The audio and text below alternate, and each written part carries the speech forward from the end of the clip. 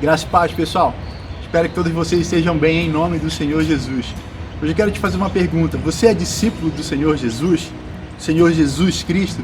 Se você é discípulo dele, você é o sal da terra e a luz do mundo. Eu quero estar lendo um texto com vocês, está lá em Mateus, no capítulo 5, do versículo 13 ao 16, que fala o seguinte: Vós sois o sal da terra, e se o sal for insípido, com que se há de salgar? Para nada presta, senão para ser lançado fora e ser pisoteado pelos homens. Vós sois a luz do mundo.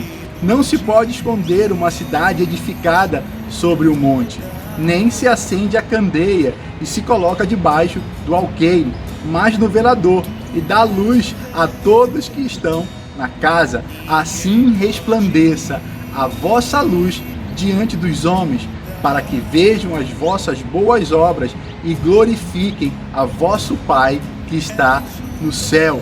Aleluia!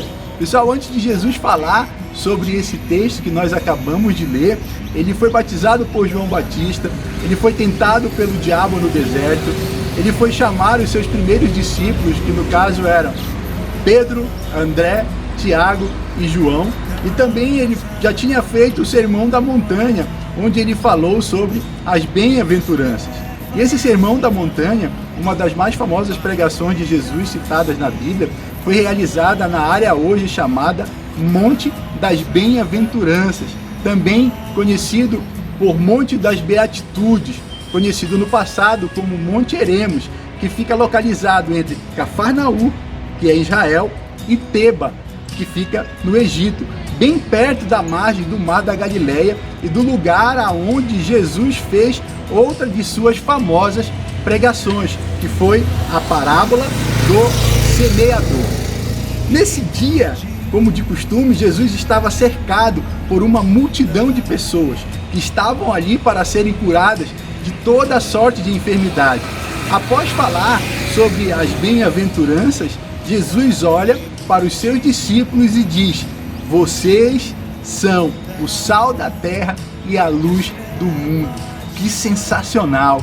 Jesus olha para os seus discípulos e diz: vocês são o sal da terra e a luz do mundo. Agora eu quero te fazer uma pergunta. Você é um discípulo de Jesus? Bom, se você realmente é um discípulo de Jesus, assim como ele falou para os seus primeiros discípulos, hoje também ele está falando novamente para vocês, que vocês são o sal da terra e a luz do mundo. Jesus também fala para os discípulos sobre o tipo de sal e o tipo de luz que os discípulos devem e não devem ser. Os discípulos não devem ser, primeiro, o sal insípido. Você já comeu uma comida sem sal, sem sabor, sem tempero? É muito sem graça, não é verdade? Galera, não tem nem como comentar uma comida sem tempero, sem sal, sem graça nenhuma. É meio que estranho. Assim também é estranho conversar com uma pessoa sem graça, uma pessoa sem sabor, uma pessoa sem tempero. Mas por que Jesus diz para não sermos um sal insípido? Por que Jesus diz para nós discípulos não sermos um sal sem sabor? Bom, porque o discípulo de Jesus não foi escolhido para ser pisoteado e jogado fora. Nós discípulos temos o valor. Já aquele que não tem valor é jogado fora. Nós, discípulos de Jesus, fomos gerados para dar sentido a esse mundo através da palavra do Senhor. Infelizmente, muitos estão se perdendo pelo caminho. Muitos estão perdendo o sabor do céu e adquirindo gosto pelas coisas da terra. Estão perdendo o gosto pela oração e pelo jejum. Estão perdendo o gosto pela comunhão em suas próprias casas e com os seus irmãos em Cristo. Estão perdendo o gosto pelo evangelismo e pelos perdidos. Estão perdendo o gosto pelo verdadeiro evangelho. E isso é muito triste. Olha só o que fala lá em Lucas 14, do 34 ao 35.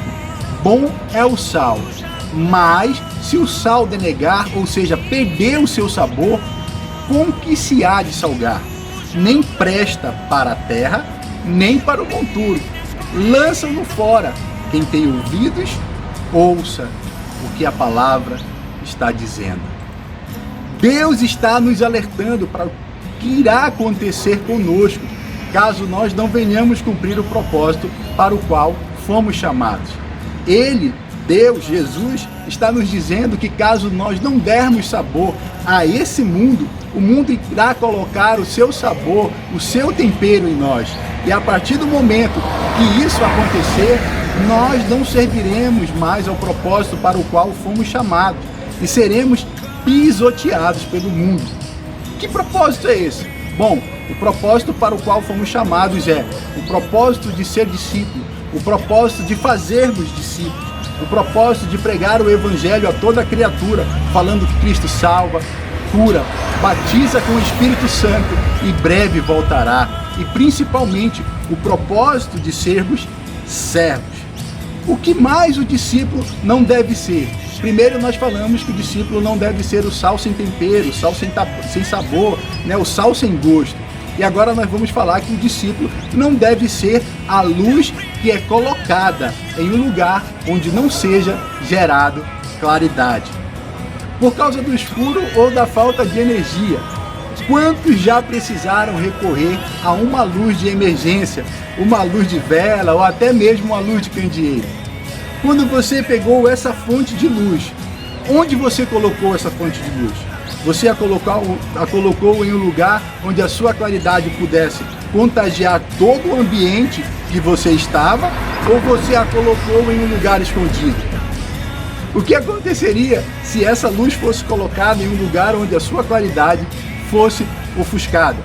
Com certeza, ela não iria servir muito. Ela iria queimar combustível à toa. Infelizmente, muitos discípulos do Senhor Jesus estão queimando combustível à toa, porque não estão se colocando no lugar que o Senhor os destinou. Você se acha luz, mas você, como luz, está clareando, iluminando da forma como o Senhor quer? Se você, com a sua luz, não clarear as trevas que estão na sua casa, no seu bairro, na sua cidade, no seu estado e por aí vai, você está colocado no lugar errado. Mas quando a luz está no lugar certo, todos vão até ela. Olha só o que é que fala lá em João 9. Ali estava a luz verdadeira, que iluminava a todo homem que vem ao mundo. Esse versículo, galera, fala exclusivamente de Jesus, mas hoje ele fala exclusivamente de mim e de você, pois ele, esse Jesus, habita em nós. E se ele habita em nós, nós somos essa luz. Aleluia!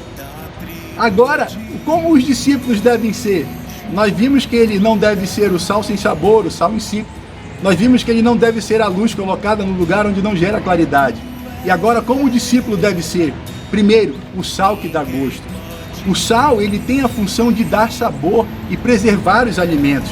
Quando Jesus fala sobre isso aos seus discípulos, ele se refere à forma de como a sua palavra e seus ensinamentos devem ser propagados àqueles que precisam ser alcançados.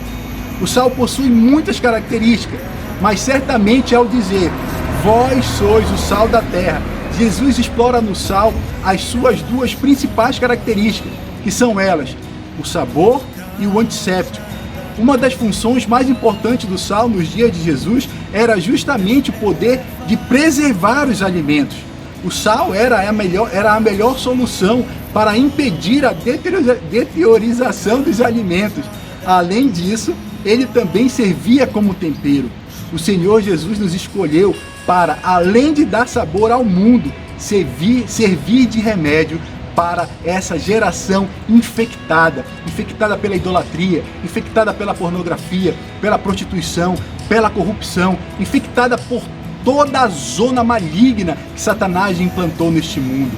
Quando o verdadeiro discípulo de Jesus entende a fundo que ele é o sal da terra, que ele é o remédio de Deus para essa geração, não tem diabo nenhum que impeça o agir de Deus através da sua vida. Glória a Deus! Olha só o que fala em Lucas 10:19. Eis que vos dou o poder para pisar serpentes e escorpiões e toda a força do inimigo, e nada vos fará dano algum.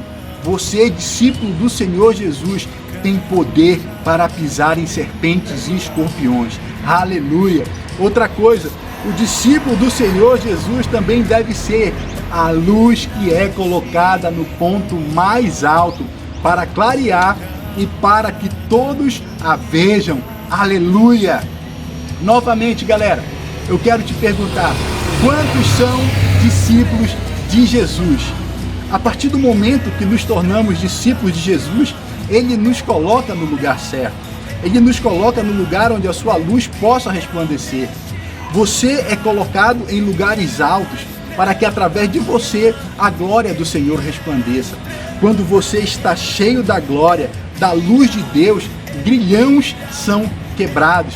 Isso nós podemos ver lá em Atos 12:7, que diz o seguinte: e eis que sobreveio o anjo do Senhor e resplandeceu uma luz na prisão, e tocando a Pedro na ilharga, o despertou dizendo: levanta-te depressa, e caíram-lhe das mãos as cadeias. Aleluia! Você, discípulo do Senhor, é um libertador de pessoas. Se você estiver na sua casa, você é luz. Se você estiver no seu casamento, você é luz.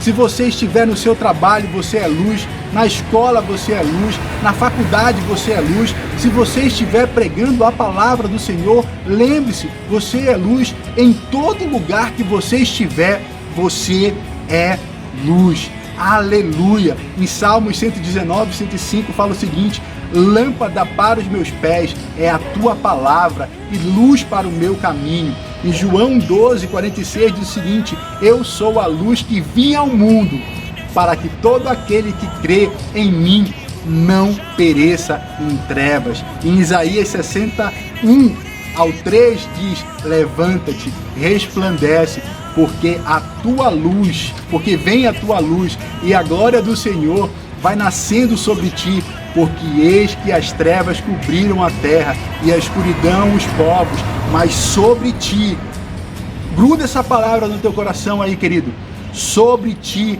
virá surgindo a sua glória, e a sua glória se verá sobre ti, e os gentios caminharão à tua luz, e os reis ao resplendor que te nasceu.